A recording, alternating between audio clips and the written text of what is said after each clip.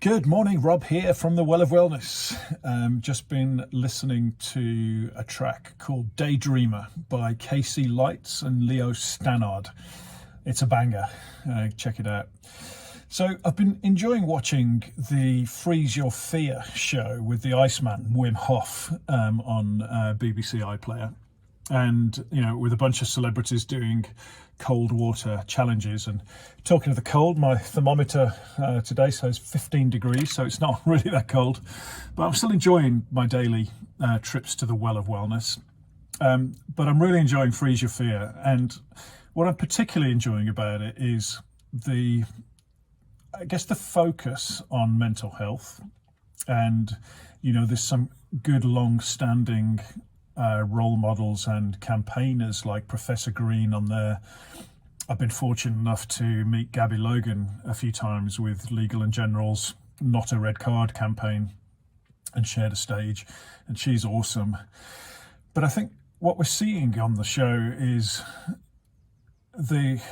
what happens when you're a little bit vulnerable in a group where it's a relatively safe space, and where people support each other in that group.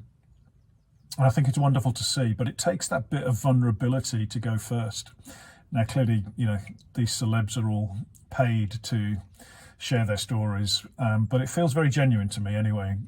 And as people share details of their trauma, their mental health challenges, their loss, then that allows people to support each other.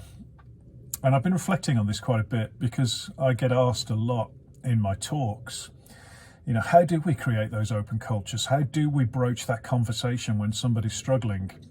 And I think a little bit of vulnerability goes a long way. So I always share my form score first before asking others to do so, even anonymously. I always go first and share how I'm feeling. And I think if we can do that, if we can be bold, if we can be brave, if we can be human, to share how we're feeling when we're struggling, particularly those in positions of leadership who have the privilege of leading, then that's how we start to create these cultures of psychological safety, particularly where our mental well-being is concerned, particularly where we're struggling. And we're still struggling. Lots of great work on awareness is being done. Lots of great work on action is being done. Lots of great work on support is being done. But people are still struggling. People are still taking their lives. And we've got to keep pushing on this. And for me, I think that idea of just being a bit vulnerable can really help. So my call to action is to just think about sharing how you're feeling.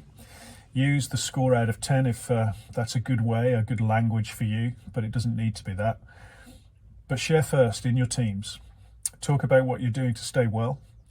Create cultures of openness where well-being is concerned. And it's worth a watch, the Freeze Your Fear. I love Wim Hof. He's a character. And for me, cold water therapy is super helpful. Still, even though the well is not that cold, I'm doing cryotherapy, which is minus 85 degrees.